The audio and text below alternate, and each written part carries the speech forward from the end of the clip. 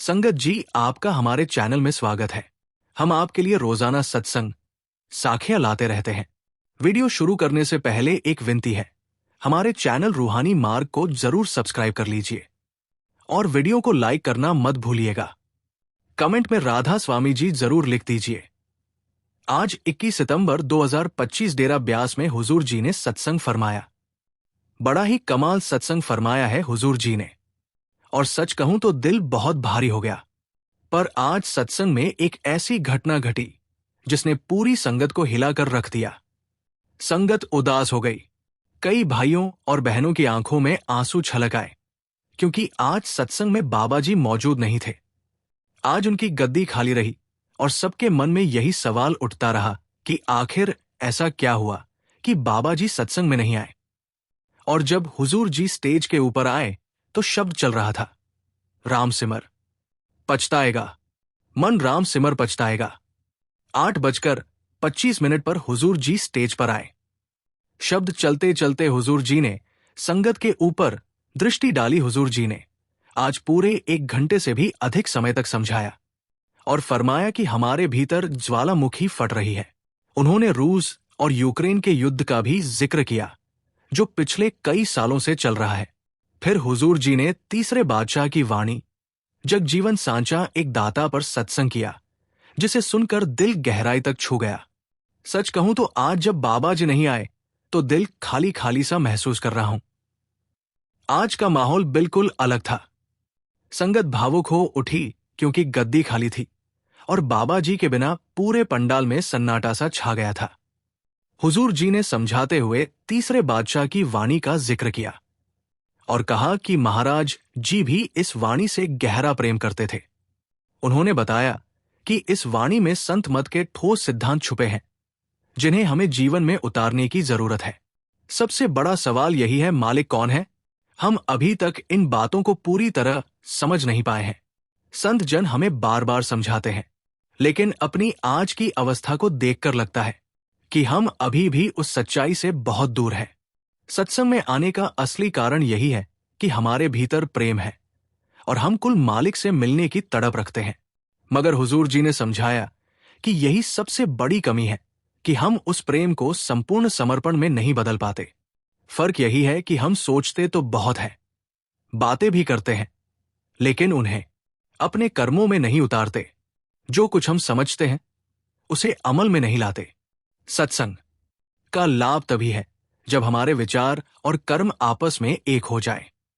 सच कहूं तो आज हुजूर जी की ये बात दिल को गहराई तक छू गई। आज हुजूर जी की वाणी सुनकर ऐसा लगा जैसे दिल पर सीधे असर कर रही हो। उन्होंने समझाया कि जिंदगी तभी बदल सकती है जब हम केवल बातें ना करें, बल्कि उन्हें अमल में भी लाएं। अक्सर हम समझते तो हैं, लेकिन उस समझ को जीवन में उतारते नहीं। सबसे जरूरी बात यही है कि मालिक एक ही है, वाणी में भी आता है, सबना जिया का एक दाता, सो मैं विसर ना जाई। बाइबल में भी यही कहा गया है, lord our god, lord is one. मुसलमान भाई उसे रब्बुल आलमीन कहते हैं, यानी वह जो सारे आलम का मालिक है। हिंदू धर्म में उसे एक ब्रह्मा कहा गया है।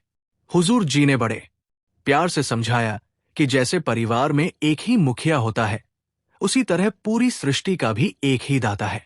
उन्होंने आगे कहा कि जिस तरह एक देश को प्रधानमंत्री चलाता है, उसी तरह इस समूची सृष्टि का निर्माण भी कुल मालिक नहीं किया है, मगर इंसान ने जन्म लेते ही खुद को अलग अलग पहचान और नामों में बांट लिया। कभी स्कूल में नाम अलग रखा, कभी कॉलेज में अलग पहचान बना ली। आगे चलकर जात पात और कामकाज में भी बंध गए और छोटी छोटी बातों में उलझते रहे। सच्चाई यह है कि विविधताओं के बीच हम मालिक की उस असली पहचान को भूल गए, जिसका नाम हम कभी रख ही नहीं सकते थे। ये सुनकर दिल को गहरा झटका लगा। आज हुजूर जी ने बड़े दर्द भरे लहजे में कहा कि इंसान ने मालिक को भी आकार निराकार में बांटकर अलग अलग नाम दिए, जबकि उसकी असली हकीकत बयां ही नहीं की जा सकती। अफसोस इस बात का है कि आज के जमाने में सबसे ज्यादा खून खराबा धर्म के नाम पर ही हो रहा है। काश लोग समझ पाते कि मालिक ना किसी जाति का है, ना किसी धर्म का। हुजूर जी ने कबीर साहिब का शेर भी सुनाया, हिंदू कहें मेरा राम प्यारा, मुसलमान कहे रहमान, आपस में लड़ेलड़े मर गए, कोई ना कर सका पहचान। सच तो यही है कि आज भी लोग मालिक की असली पहचान से अनजान हैं। फिर हुजूर जी ने समझाया कि मालिक हमारे भीतर तभी प्रकट होगा जब हम हर इंसान को बराबर समझेंगे। अगर हम इंसानों को एक नहीं मान सकते तो उस कुल मालिक को भी कभी नहीं पहचान पाएंगे। असल में हम सब एक ही हैं। वही एक रब है जो सबको जीवन देता है। उन्होंने वाणी से उदाहरण दिया, आपे रसिया, आपे रस, आपे रसनहारा, यानी रस बनाने वाला वही है, रस चखने वाला वही है और रस का आनंद लेने वाला भी वही है। आगे कहा, आप गुरु आप चेला, मतलब वही सिखाता भी है और वही सीखता भी है। हुजूर जी ने आज की दुनिया की मिसाल देते हुए कहा कि हम बिजली का इस्तेमाल तो करते हैं, लेकिन हमें ये नहीं पता कि वो शक्ति कहां से आती है। ठीक उसी तरह हम मालिक की नेमतों का उपयोग करते हैं, पर उसकी असली पहचान से दूर है।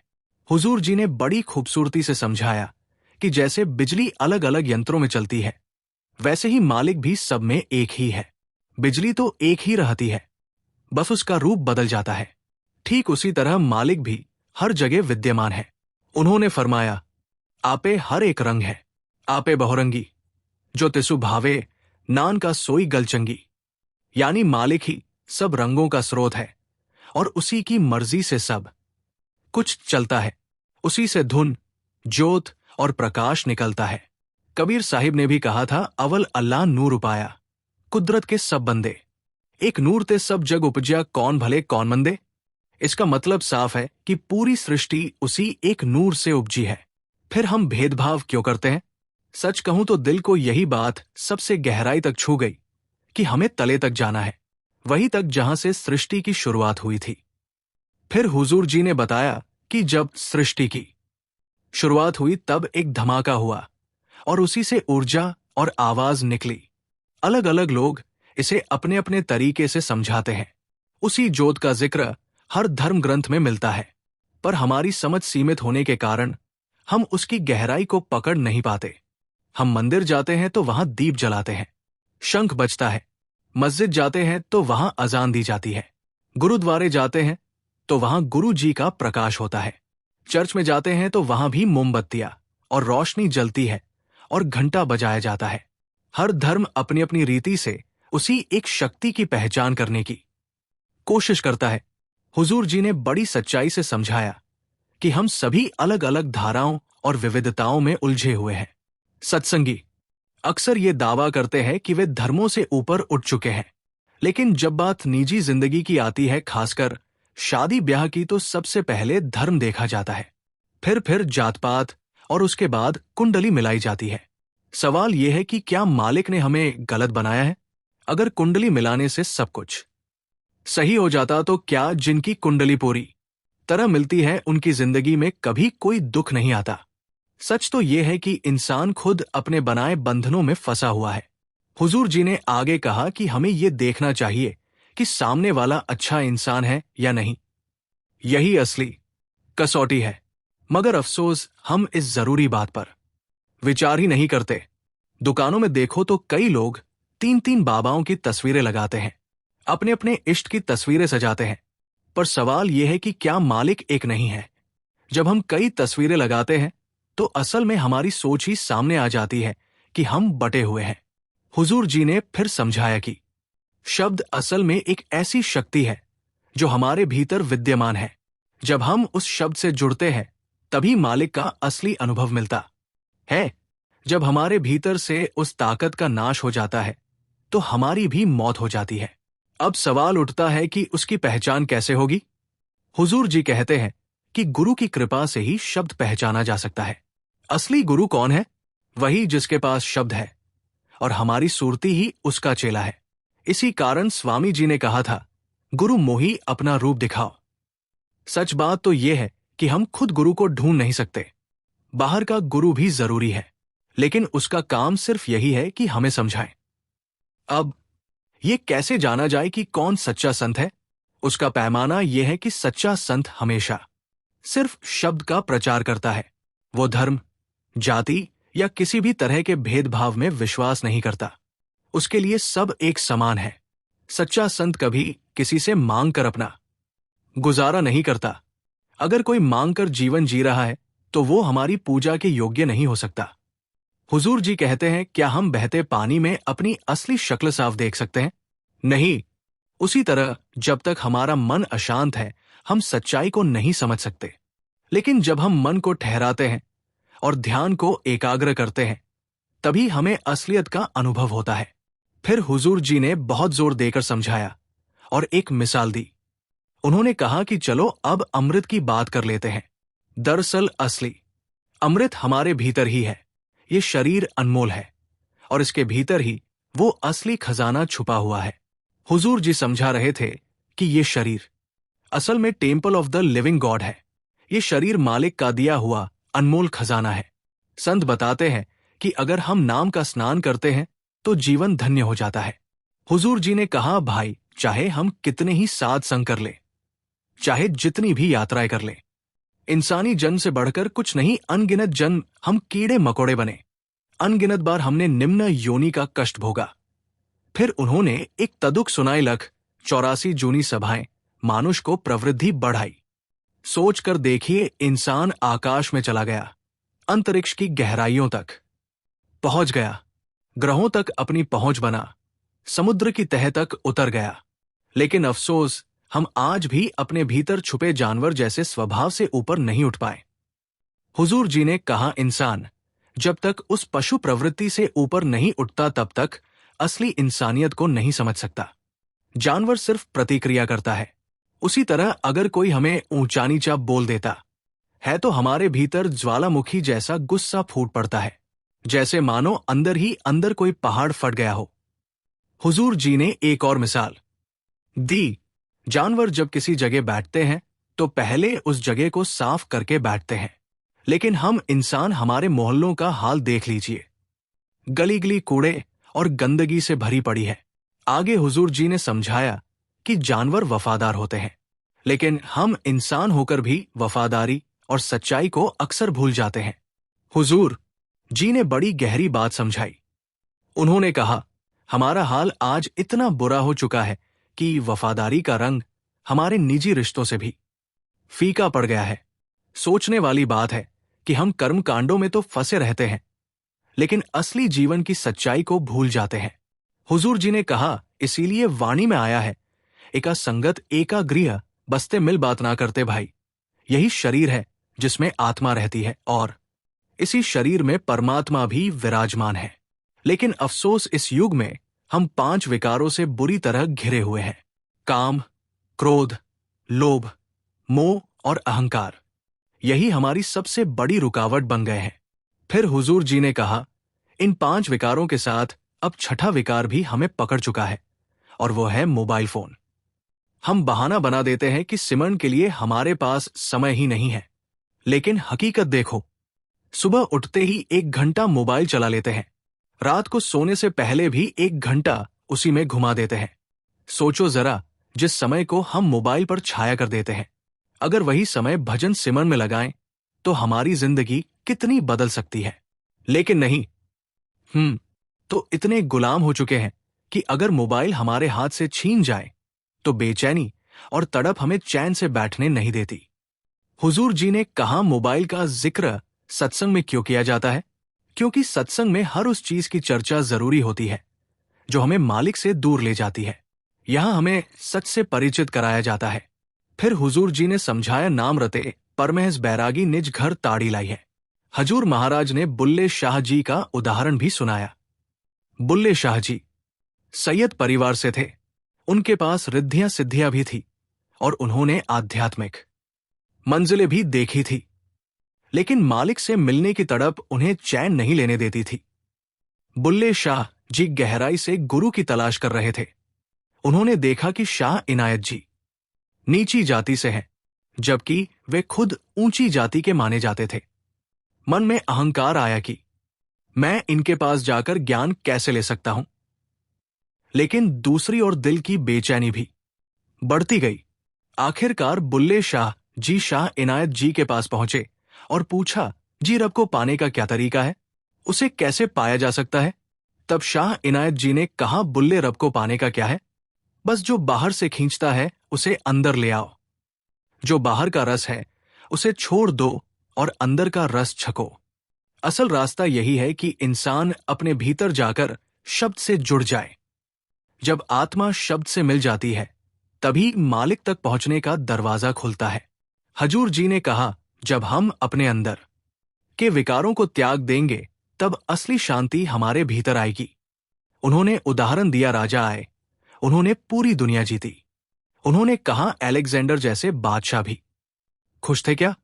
किसी करोड़पति या अरबपति से पूछ कर देख लो, क्या वे वास्तव में संतुष्ट हैं? सबसे बड़ा देश भी जो वर्षों से युद्धों में फंसा हुआ है, क्या उससे मन की शांति मिलती है? लोग सोचते हैं कि अगर उन्हें और जमीन मिल जाए तो शांति मिलेगी। हुजूर जी ने समझाया, जब इंसान बैरागी बनता है तब उसे असली चैन और सुख मिलता है।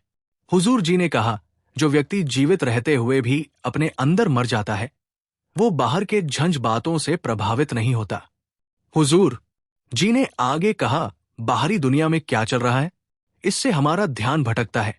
हमें ध्यान अपने भीतर लगाना चाहिए। तीसरे तिल, सूर्य नाड़ी के बीच पर ध्यान केंद्रित करना चाहिए। जब हम ध्यान तीसरे तिल पर लगाएंगे तब हमारे भीतर सच्चे दर्शन होंगे। हुजूर जी ने कहा, असल दर्शन बाहर से नहीं हमारे अंदर से होते हैं, तभी हमें परम सुख प्राप्त होता है। उन्होंने बताया, किताबें पढ़ने और दूसरों से सलाह लेने से अगर मन जागृत नहीं है तो कोई फायदा नहीं। कई लोग पंडितों के पास जाते हैं, पंडित सलाह देते हैं, लेकिन प्राणियां हमें यही समझाती हैं। अपने घर में आग लगी हो और तुम कुंडली देखकर समाधान ढूंढ रहे हो। असली राह तो भीतर देखने से ही मिलती है। हजूर जी ने समझाया, हम अक्सर कुछ उपाय करके सोचते हैं कि हमारी किस्मत बदल जाएगी। जैसे हम तीर्थ स्थानों पर जाते हैं, धागे बांधते हैं, मंत्र पढ़ते हैं या घर की दिशा बदल देते हैं। कभी दरवाजा यहां खोलते हैं, कभी वहां। लेकिन हुजूर जी ने कहा, अगर कोई प्रधानमंत्री या करोड़पति होता तो क्या उसे कोई दुख होता? शायद नहीं। वे अपनी कुर्सी भी नहीं छोड़ते। उनके लिए सब बहुत आसान होता। फिर हुजूर जी ने स्पष्ट किया, पंडित या कोई भी इंसान हमारी किस्मत बदल नहीं सकता। असली बदलाव तो हमारे अपने कर्मों में है। मैं हमेशा यही सोचता रहा हूं कि कर्म ही हमारी दिशा बदलते हैं। हजूर जी ने कहा, हम जो भी कार्य करते हैं उसे सोच समझ करना चाहिए। अब हम परमार्थ की बात करते हैं। परमार्थ में आने का मतलब सिर्फ देखने और समझने के लिए नहीं बल्कि अंदर उतरने के लिए है। हुजूर जी ने पूछा, कमी कहाँ है? कमी हमारे कर्मों में है। क्या परमार्थ में सारे सवालों के जवाब मिल जाते हैं? हुजूर जी ने समझाया, हमारा मन जैसे बेतरतीब दौड़ता हुआ भूड़ का पिंजरा हो, वो कभी भी शांति में नहीं रहता। हम दिन रात 15-16 घंटे दुनिया की दौड़ में लगे रहते हैं। हुजूर जी ने कहा, हम जो भी कार्य करते हैं उसे सोच समझ कर करना चाहिए। अब हम परमार्थ की बात करते हैं। परमार्थ में आने का मतलब सिर्फ देखने और समझने के लिए नहीं बल्कि अंदर उतरने के लिए है। हुजूर जी ने पूछा, कमी कहाँ है? कमी हमारे कर्मों में है। क्या परमार्थ में सारे सवालों के जवाब मिल जाते हैं? हुजूर जी ने समझाया, हमारा मन जैसे बेतरतीब दौड़ता हुआ भूर का पिंजरा हो, वो कभी भी शांति में नहीं रहता। हुजूर जी ने कहा, हमारा ध्यान हमेशा दुनिया में लगा रहता है। हम सुझाव लेते हैं और दुनिया को भी देखते हैं। फिर हुजूर जी ने बात आगे बढ़ाई, कुछ दिनों में त्योहार शुरू होने वाले हैं। कल से ही ये शुरुआत होने वाली है। पहले नवरात्र आएंगे, फिर दशहरा आएगा और उसके बाद दिवाली आएगी। हुजूर जी ने पूछा, हम त्योहार क्यों मनाते हैं? ये त्योहार मनाना क्यों जरूरी है? उन्होंने समझाया, नवरात्रि के दौरान हम सोचते हैं सात्विक भोजन खाया जाए। 9 दिन सात्विक भोजन करना चाहिए, क्योंकि मालिक केवल उन 9 दिनों में ही प्रकट होता है, बाकी दिनों में नहीं। हुजूर जी ने बताया, नवरात्र कहां से शुरू हुए? ये दुर्गा माता की कहानी से शुरू हुआ। माता जी ने 9 दिन युद्ध करके विजय हुई, इसीलिए यह दर्शाया जाता है कि 9 दिन कठिनाई और संघर्ष के बाद ही जीत हासिल की जा सकती है। हुजूर जी ने आगे कहा, हमने ये भी सीखा कि महिलाओं का सम्मान करना चाहिए। लेकिन आजकल तक लोग दिवाली तक ताश खेलते हैं, शराब और कबाब के बीच फंसते हैं। हुजूर जी ने श्री राम जी की कहानी भी सुनाई। राम जी के पिता ने उन्हें आदेश दिया और 14 साल के लिए वनवास चले गए। हुजूर जी ने कहा, हमारा बापू हमारा मार्गदर्शन हमें हमेशा सही दिशा दिखाता है। हम कहते हैं हमारे बापू को क्या पता। हम सोचते हैं और कहते हैं हमारे बापू तो शायद खुद भी समझ ही नहीं पाए होंगे। भले ही श्री राम जी राजा थे। हुजूर जी ने समझाया, हम अपनी जिंदगी अक्सर बंटोरने में ही लगे रहते हैं। हुजूर जी कहते हैं त्योहार जरूर मनाओ, लेकिन इसे समझने की कोशिश भी करो। फिर हुजूर जी ने एक और कठोर सच कहा, हमने कभी अपने बाप के साथ गंभीर बात करने की कोशिश की है। हुजूर जी कहते हैं अक्सर रोलों और शोर शराबे में सारे त्योहार बाहर निकल जाते हैं। आजकल तो बॉलीवुड की चमक धमक में भी यही हो रहा है। हुजूर जी आगे कहते हैं आजकल बॉलीवुड के गानों में वही धुन बजती है जो हमारे अंदर भी चल रही है। ऐसे में हमारा ध्यान कैसे परमार्थ की ओर जाएगा? हमारी एकाग्रता कैसे जागेगी?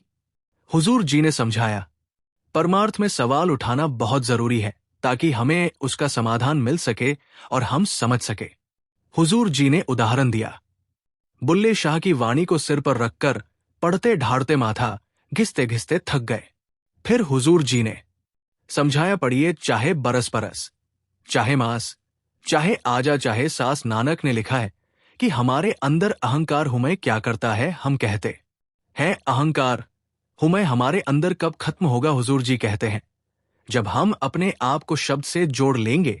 फिर हुजूर जी आगे कहते हैं, हम दिन रात जल रहे हैं, हमारे अंदर लोभ रूपी कुत्ता लगातार भौंक रहा है। हुजूर जी पूछते हैं, सृष्टि में संत संतुष्टि कब आएगी?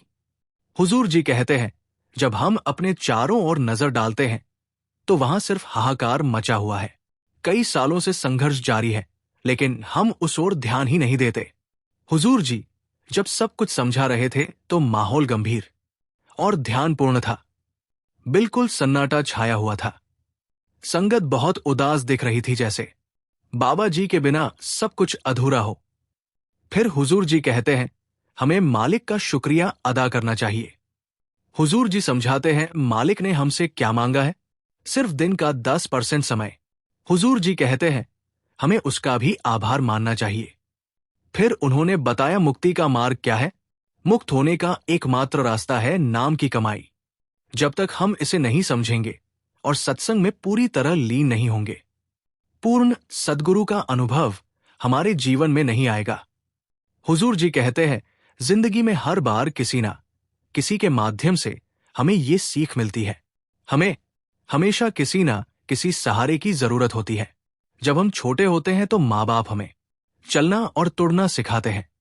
बड़े होने पर हम स्कूल जाते हैं और टीचर हमें पढ़ना लिखना सिखाते हैं। फिर हम कामकाज सीखते हैं और उस समय भी हमें एक गुरु की आवश्यकता होती है। इसीलिए वाणी में स्पष्ट कहा गया है, हुजूर जी ने खुलकर समझाया कि हमें किसी भ्रम में नहीं रहना चाहिए। बिना सद्गुरु के कोई भी नाम नहीं पा सकता। ये तो प्रभु की ऐसी कृपा है जो हमारे हाथ में नहीं है। हुजूर जी कहते हैं, ये तभी संभव होगा जब उसकी दया और कृपा हमारे साथ होगी। हुजूर जी कहते हैं, जो व्यक्ति मालिक का दर्शन पाने योग्य है उसे 7 समंदर पार भी दर्शन मिल जाएंगे। ये उसकी मौज और दया है। ये सृष्टि हमारी नहीं बल्कि उस मालिक की है। हुजूर जी आगे कहते हैं, हमें क्या करना चाहिए? हमें उस मालिक के साथ प्रेम का रिश्ता बनाना चाहिए। हमारे कदम हमेशा परमात्मा की ओर बढ़ने चाहिए। हमारी सोच और हमारी करनी को सही दिशा में रखना चाहिए। फिर हुजूर जी कहते हैं, शब्द में ही संपूर्ण शक्ति है और उसी शब्द में हम अपने जीवन की सच्चाई पा सकते हैं। एक पहलू को हुजूर जी फिर से खोलकर समझाते हैं। हुजूर जी कहते हैं, जुग जुग सांचा एक है, जो सच हमेशा का सच है वही एक ही है। फिर हुजूर जी पूछते हैं, हमने इन चीजों से क्या सीखा? हुजूर जी कहते हैं, हमारी करनी में ये बहुत जरूरी होना चाहिए। अब समय आ चुका है और बहुत देर हो गई है। हमें इसे समझने की कोशिश करनी चाहिए और अपनी करनी में उतारने की कोशिश करनी चाहिए। हुजूर जी आगे कहते हैं, बिना सद्गुरु की सेवा किए, बिना सद्गुरु की भक्ति किए मुक्ति नहीं मिलती। जितनी देर हम सद्गुरु से जुड़ते नहीं उतनी देर हमारी मुक्ति संभव नहीं। हुजूर जी कहते हैं, सेवा का मतलब क्या होता है?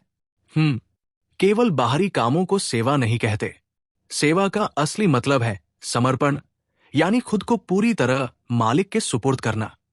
हुजूर जी आगे समझाते हैं, हमें उसका आदेश मानना है और ये सब उसके दया और कृपा के साथ ही संभव है। हुजूर जी कहते हैं, हमें अपने आप से सवाल करना चाहिए कि क्या हम इसे अपनी करनी में उतार रहे हैं? क्या हम इसे अपने जीवन में लागू कर पा रहे हैं? यही सद्गुरु की भक्ति का सही अर्थ है। हुजूर जी कहते हैं, संत मत कोई मुश्किल बात नहीं है। संत मत का सार क्या है? हुजूर जी समझाते हैं, संत मत 3-4 मूल सिद्धांतों पर आधारित है। संत मत का एक ही असूल है कि नाम की कमाई करनी है, शब्द की कमाई करनी है। कोई ज्यादा असूल नहीं है संत मत के, लेकिन हम समझे तो सही और समझकर आगे बढ़े। पूरा संत मत इसी पर खड़ा है। हुजूर जी कहते हैं, भाई अगर हमने मालिक के साथ इस जीवन में रिश्ता नहीं जोड़ा तो हम अपनी पूरी जिंदगी व्यर्थ ही बिता रहे हैं। फिर हुजूर जी कहते हैं, मेरी आपसे यही विनती है कि हम अपने कर्म कांडों से बाहर आए और उस असली सच की पहचान करें। असली सच केवल भजन सिमरन के द्वारा ही समझ में आता है। हुजूर जी आगे कहते हैं, इस असली सच की पहचान मालिक की कृपा के बिना कभी संभव नहीं है। फिर पाठी साहिब ने जो अंतिम शब्द बचे थे उन्हें पढ़ा। उसके बाद हुजूर जी ने घोषणा की, अगला सत्संग 28 सितंबर को होगा। जो भी आना चाहता है वो बड़ी खुशी के साथ आ सकता है। आज हुजूर जी के साथ पाठी सुनील जी भी उपस्थित थे। उन्होंने बहुत प्रेम पूर्वक शब्द पढ़े और संगत में भी बहुत उत्साह दिखाई दे रहा था। संगत का माहौल बेहद प्रफुल्लित और भक्ति से भरपूर रहा।